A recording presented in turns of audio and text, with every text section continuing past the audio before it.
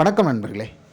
மகாபாரத்தில் வியாசர் ஒரு விஷயத்தை எழுதியிருக்காரு. என்னென்னா, ஒரு போரை தொடங்க விடாமல் இருப்பது தான் மனிதர்களுடைய வேலை. தொடங்கிவிட்டால் அதற்கு பின் அது எந்த திசையில் போகும் என்பதும் யாராலும் தீர்மானிக்க முடியாது. அப்படித்தான் இப்போது தமிழ்நாட்டில் ஒரு விஷயம் நடந்திருக்கு.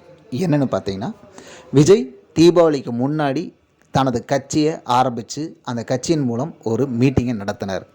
இது எல்லா கட்சிகளும் என்ன எதிர்பார்த்தாங்கன்னா, ஒரு புஸ்வானமாக அது போயிடும், மலையில் நவுத்து போய் ஒரு புஸ்வானமாக முடிஞ்சு போயிடும் நினச்சாங்க.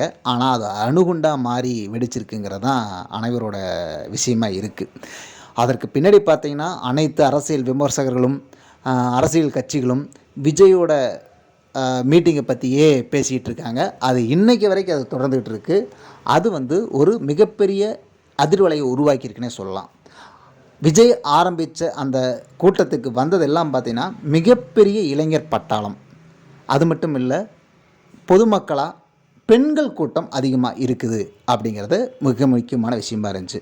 என்னென்னு பார்த்திங்கன்னா, விஜய் மீட்டிங் முடிச்சுட்டு வந்த அடுத்த 2 நாட்கள் அந்த பக்கத்தில் இருக்கிற பெண்கள் எல்லாமே அந்த இடத்த பார்த்துருக்காங்க.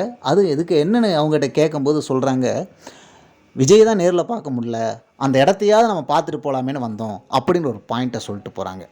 அப்படி இருக்கும்போது இப்போது அவர் பெண்கள் மத்தியில் ஒரு மிக மிக செல்வாக்கான ஒரு நடிகராக மட்டும் இல்லை, அடுத்த கட்டத்துக்கு தலைவராகவும் மாறி இருக்கார் அப்படிங்கிறது அனைவரோட பார்வையாகவும் இருக்குது. இதை மையமாக வச்சுக்கிட்டு தான் நாம் தமிழர் சீமான், தொல் திருமா அவங்களாம் தொடர்ந்து தன்னோட அரசியல் குற்றச்சாட்டுக்களை வச்சுக்கிட்டே இருக்காங்க. அது ஒரு பக்கம் நடந்துக்கிட்டு இருந்தாலும் திமுகவும் அதிமுகவும் தங்களுடைய வேலைகளை ஆரம்பிச்சிட்டாங்க. 2026க்கான வேலைகளை ஆரம்பிச்சிட்டாங்க. அப்படி தான் நம்ம எடுத்துக்க வேண்டியிருக்கு. ஏன்னா திரு ஸ்டாலின் அவர்கள், முதலமைச்சர் ஸ்டாலின் அவர்கள் கோயம்புத்தூரில் போயிட்டு ஒரு மிகப்பெரிய விஷயங்கள் நடத்துகிறாரு. அதே மாதிரி நம்ம எடப்பாடி பழனிசாமி அவரும் அரசியல் களத்துக்கு நம்ம தயாராகும் அப்படிங்கிற ஒரு அறிவிப்பை கொடுக்குறாரு. இப்படி தொடர்ந்து அரசியல் களம் சூடு பிடிச்சு அது 2026 நோக்கி நகர்ந்துக்கிட்டு இருக்குது. இதில் விஜய் என்ன ஓட்டு வாங்கிட போகிறாரு, அவரை நம்பி யார் ஓட்டு போட போகிறாங்க, இப்படிங்கிறதெல்லாம் ஒரு பக்கம் பெரிய பேச்சாக இருக்குது. அதையெல்லாம் விஜய் எப்படி கிராஸ் ஓவர் பண்ண போகிறாரு அப்படிங்கிறதான் அனைவரோட எதிர்பார்ப்புமாக இருக்குது. இப்போது நம்ம இந்த விஜயோட சூழலை பற்றி யோசித்தோம்னா, இப்போது அரசியல் களத்துக்கு வந்தார், ஒரு மீட்டிங்கை முடித்தார். அதை முடிச்சுட்டு இப்போது தளபதி 69 அப்படின்னு ஒரு படத்தில் ஹெச் வினோத் படத்தில் நடிச்சிட்ருக்காரு. அந்த படம் ஆல்மோஸ்ட் கிட்டத்தட்ட ஒரு 2025 ஏப்ரலில் கண்டிப்பாக கம்ப்ளீட் பண்ணிடுவார்.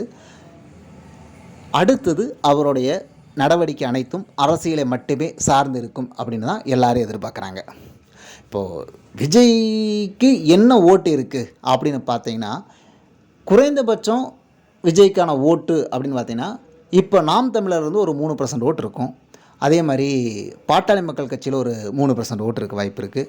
அதே மாதிரி திமுகவில் ஒரு 3% ஓட்டு, அதிமுகவில் ஒரு 2% ஓட்டு, தொல் திருமாகட்ட ஒரு 2% ஓட்டு, தேமுதிகவில் ஒரு 2%, பிஜேபியில் ஒரு 2%, இப்படி எல்லாத்தையும் ஒருங்கிணைச்சு பார்த்தீங்கன்னா குறைந்தபட்சம் 15% ஓட்டு விஜய்கிட்ட இருக்குங்கிறது எல்லாத்தோட பார்வையாக இருக்குது. 2026க்கான அரசியல் களத்தில் பார்த்தோன்னா இளம் தலைவர்களோட ஆதிக்கம் அதிகமாக இருக்கும்னு நினைக்கிறோம். ஏன்னா உதயநிதி ஸ்டாலின், ஒரு பக்கம் சீமான், அண்ணாமலை, அப்புறம் தொல் திருமா, விஜய், அன்புமணி ராமதாஸ், விஜய பிரபாகரன், இப்படின்னு சொல்லிட்டு எல்லாமே இளம் தலைவர்களாக முன்னாடி நிற்கிறாங்க. இவங்கள தான் அடுத்த 2026க்கான பேச்சாளர்களாக, மக்களை தன் கட்சியின் வசம் இழுக்கும் பேச்சாளர்களாக, செயல்பாட்டாளர்களாக இருக்க போகிறாங்க. இப்போது எல்லா கட்சிகளுமே அதற்கான வியூகங்களை அமைச்சிக்கிட்டு இருக்காங்க. விஜயோட வியூகம் என்னவாக இருக்கும், விஜய்க்கு என்ன ஓட்டு வங்கி இருக்க வாய்ப்பு இருக்குது அப்படின்னு ஒரு விஷயத்தை நம்ம அனலைஸ் பண்ணிகிட்டு இருந்தோம். இதில் சரி, விஜய்க்கு என்ன இளம் ஓட்டாளர்கள் தான் அதிகம்னு சொல்லிகிட்டு இருக்காங்க. ஆமாங்க, உண்மை தான். அது என்னென்னா, ஃபஸ்ட் டைம் ஓட்டர்ஸ் அதிகமாக விஜய்க்கு இருக்காங்க. அது மட்டும் இல்லாமல் 30 வயது வரை இருக்கக்கூடிய அனைத்து ஓட்டுகளும் விஜய்க்கு வருவதற்கு நிறைய வாய்ப்புகள் இருக்குது அப்படிங்கிறது எல்லாத்தோட கருத்தாக இருந்தாலும், அதை தாண்டி ஒரு சில விஷயங்கள் இருக்குது. அது என்னென்னா, நம்ம வில்லேஜில் போயிட்டு ஒரு ட்ராவல் பண்ணோம். அந்த ட்ராவலில் மக்களை சந்திக்கும் பொழுது எல்லா வீட்லேயும் சின்ன பசங்கள்லேருந்து பெரியவங்க வரைக்கும் நம்ம பேசும்போது எல்லா வீடுகள்லேயும் ஒரு 4 பேர் இருக்காங்க அப்படின்னா 2 பேர் இளம் ஓட்டாளர்கள், அந்த 30 வயசுக்குள்ளே இருக்கக்கூடிய ஓட்டாளராக இருக்காங்க. அதுக்கு மேலே இருக்கக்கூடிய 2 பேர்த்தில் அப்பா அம்மா பெற்றோர்களாக இருக்காங்க. இந்த பெற்றோர்கள்கிட்ட கேட்கும்போது அவங்க வந்து இந்த பெண்கள் மேக்சிமம் விஜய்க்கு ஓட்டு போட தயாராக இருக்காங்க. ஒன்று நேரடியாக அவங்க விஜயோட ஈர்ப்பாளராக இருக்காங்க, இல்லைன்னா அந்த விஜய்க்கு ஓட்டு போடுறதுக்கான இன்ஃப்ளூயன்சராக வந்து நம்ம இளம் ஓட்டாளர்கள் இருக்காங்க. இந்த இளம் ஓட்டாளர்கள் வந்து அவங்க அம்மாக்களை ரொம்ப கன்வின்ஸ் பண்ணி போட வைக்கிறாங்க, போட வச்சுருவேன் அப்படின்னு சொல்கிறாங்க. அவங்க அம்மாக்களும் அதை ஒத்துக்கிறாங்க. அப்போது ஒரு வீட்டில் 4 ஓட்டு இருக்குதுன்னா அந்த 4 ஓட்டில் ஒரு 3 ஓட்டு விஜய்க்கு வர்ற மாதிரியான சூழல் உருவாகி இருக்குது. இது ரொம்ப கவனிக்கப்பட வேண்டிய ஒரு விஷயம். இந்த விஷயத்தை வந்து அரசியல் விமர்சகர்கள் பெருசாக அதை கவனத்தில் எடுக்கலை. இன்ஃபேக்ட் பார்த்திங்கன்னா வீட்டில் பார்த்திங்கன்னா ஒரு 10 வயசு 12 வயசு பசங்க இருந்தால் கூட அவங்க அரசியலை பற்றி பேசினா கூட அவங்க அம்மாக்களை அவங்க அப்பாக்களை நாங்கள் கண்டிப்பாக வந்து விஜய்க்கு தான் போட வைப்போம் அப்படின்னு சொல்லி அவங்க முன்னெடுக்கிறாங்க. அதை வந்து அந்த பெற்றோர்கள் ஆமோதிக்கிறாங்க. இந்த விஷயத்தை நம்ம சாதாரணமாக கடந்து போயிட முடியாது. ஏன்னா ஒரு திரைப்படம் வெற்றி அடைவதற்கு காரணமே குழந்தைகள் தான். ஏன்னா அந்த குழந்தைகள் வந்து அந்த பெற்றோர்களை கூட்டிகிட்டு வந்து தேட்டரில் படம் பார்க்கும்போது தான் அந்த படம் மிகப்பெரிய வெற்றி அடையுது. கிட்டத்தட்ட அந்த ஸ்ட்ராட்டஜிக்கு வந்து இந்த எலெக்ஷனில் பிரதிபலிக்க வாய்ப்பு இருக்குது. ஏன்னா இந்த குழந்தைகள் அதிகமாக பண்ணும்போது அவங்க பெற்றோர்கள் வந்து சரி ஓகே அப்படின்னு சொல்லி அந்த ஓட்டு போடுறதுக்கான வாய்ப்புகள் இருக்குது. இதை அரசியல் விமர்சகர்களும் அரசியல் கட்சிகளும் கவனிக்க தவறியிருக்காங்க அப்படிங்கிறது ஒரு மிக முக்கியமான விஷயம். இதை தாண்டி அடுத்து இந்த அரசியல் களத்தில் விஜய் என்ன பண்ண போகிறாரு அப்படிங்கிறது ஒரு மிக முக்கியமான விஷயமா இருக்குது. அது என்னென்னா அவர் அடுத்ததாக நடத்தப்போட ரோடு ஷோ, தெருமுனை கூட்டங்கள் இதிலெல்லாம் வச்சு அவர் வந்து ஒரு அடுத்த கட்டத்துக்குள்ளே போவார். என்னென்னா மக்கள் விஜயை பார்க்குறதுக்கு கூடுறது மட்டும் இல்லாமல் அந்த கிரேஸ் அப்படியே மெயின்டைன் ஆச்சுன்னா அது ஓட்டாக கன்வெர்ட் ஆகுங்கிறது நம்மளுடைய எதிர்பார்ப்பாக இருக்குது. அப்புறம் மக்கள்கிட்ட பேசிகிட்டு இருக்கும்போது ஒரு முக்கியமான விஷயத்த சொன்னாங்க. என்னென்னா லோக்கல் கேண்டிடேட், அதாவது விஜய் கட்சியில் வரக்கூடிய நிர்வாகிகள், அது மட்டும் இல்லாமல் விஜய் எம்எல்ஏவை நிறுத்தக்கூடிய ஆட்கள் கொஞ்சம் லோக்கல் செல்வாக்கும் லோக்கலில் நல்ல பேரும் இருக்கிறவங்களா இருந்தால் கண்டிப்பாக ஓட்டு வந்து விஜய்க்கு போட்டுருவோம் அப்படிங்கிற ஒரு கருத்தை முன் வச்சுருக்காங்க. அதுவும் ரொம்ப முக்கியமாக பார்க்கப்படுது. இதுக்கு அடுத்தபடியாக பார்த்திங்கன்னா நடுநிலையாளர்கள் ஓட்டு. இது எப்போவுமே வந்து ஒரு ஜென்ரலைஸாக இருக்கும். ஒரு காலங்கள் என்ன நடக்கணும் வாட்ச் பண்ணிட்டே இருப்பாங்க. சரி புதுசாக ஒருத்தன் வந்திருக்கானே ஆதரிச்சிருவோமே அப்படின்னு மாறுறதுக்கான வாய்ப்புகள் அதிகமுள்ள ஓட்டுக்களாக தான் இதை பார்க்க முடியுது. அது மட்டும் இல்லாமல் அரசியலில் அன்றைய காலகட்டத்தில் ஆளும் கட்சிக்கு எதிராகவோ இல்லை எதிர்க்கட்சிகள் சார்பான ஏதாவது பிரச்சனையாக வந்து ஒரு அலை உருவாகும். அந்த அலைக்கு தான் இந்த நடுநிலையாளர்கள் சாய்வாங்க. அது எதிர்ப்பலையாக இருந்துச்சுன்னா அது வந்து விஜய்க்கு வந்து ஒரு பாசிட்டிவான ஒரு விஷயமாக மாறும். இப்படி first time voters, second time voters, பெண்கள், சில்ட்ரன்ஸால் வந்து புஷ் பண்ணுற பொதுமக்கள், நடுநிலையாளர்கள், எதிர்ப்பு அலை, இது எல்லாம் தாண்டி தான் விஜய் எவ்வளோ % ஓட்டு வாங்குறதுக்கு வாய்ப்பு இருக்குதுன்னு ஒரு அனலைஸ் பண்ணி பார்க்கும்போது குறைந்தபட்சம் 15% ஓட்டுக்கள் விஜய்க்கு கன்ஃபார்மாக இருக்குது அப்படின்னு நம்ம கணிக்க முடியுது.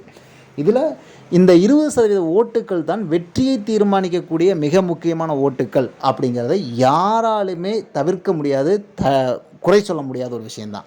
ஏன்னா கண்டிப்பாக அதை அக்செப்ட் பண்ணி தான் ஆகணும். அது தாண்டி அப்போது அமையிற கூட்டணிகள் அதை தீர்மானிக்கக்கூடிய வெற்றியை தீர்மானிக்கக்கூடிய ஒரு விஷயமாகவும் அமையும். பெண்களின் ஓட்டை பெறுவதற்காக திமுக மிக முக்கியமான ஒரு விஷயத்தை முன்னெடுப்பாங்கன்னு நம்ம எதிர்பார்க்குறோம். என்னென்னு பார்த்தீங்கன்னா இப்போது அவங்க பெண்களுக்கு ₹1000 உதவித்தொகை வழங்கிட்டு இருக்காங்க. கண்டிப்பாக அவங்களோட தேர்தல் அறிக்கையில் பொதுமக்களை அதுவும் பெண்களை வந்து அவங்க பக்கம் ஓட்டு போட வைக்கிறதுக்கு அவங்க ₹2000 அதை உயர்த்தி கொடுப்பதற்காக தேர்தல் அறிக்கையில் அவங்க சொல்கிறதுக்கு நிறைய வாய்ப்புகள் இருக்குது. இப்போ தான் இந்த பெண்கள் அணி விஜய் பக்கம் சேர போகிறாங்களா இல்லை ஆல்ரெடி இருக்கக்கூடிய திமுக பக்கம் இருக்க போகிறாங்களா அப்படிங்கிறது ஒரு நிதர்சனம் இல்லாத ஒரு விஷயமா இருக்கும். அந்த டைம் அதை தீர்மானிக்கும்.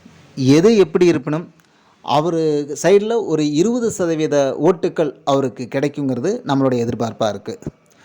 எனிவே இந்த எலெக்ஷனை பொறுத்த வரைக்கும் அவர் கிங்காக இருக்க போகிறாரா இல்லை கிங் மேக்கராக இருக்க போகிறாரா இல்லை கேம் சேஞ்சராக இருக்க போகிறாரா அப்படிங்கிறது நம்ம இப்போது சொல்ல முடியாத ஒரு சூழலில் தான் இருக்கிறோம். எனிவே எப்படி இருப்பினும் அவர் இந்த அரசியல் களத்தில் ஒரு மேன் இன் ரைஸ் அப்படிங்கிற இடத்துல வந்து நிற்கிறார். இதை வந்து அனைவரும் ஏற்றுக்கொள்ளக்கூடிய ஒரு இடமாகத்தான் இருக்குது. ஏன்னா அவரை லெஃப்ட் ஹேண்டில் புறந்தள்ளிட்டு போகிற இடத்துல அவர் இல்லை அப்படிங்கிறது அனைவரோட பார்வையாகவும் இருக்குது. ஒரு அரசியல் களத்தில் உதயமாயிருக்கார், உருவாகிட்டார். அந்த உருவாக்கம் மிகப்பெரிய இடத்துல போய் சேருதா இல்லையா என்ன நடக்க போகுதுங்கிறத 2026 அரசியல் களத்தை வைக்க வெயிட் பண்ணுவோம். நன்றி நண்பர்களே.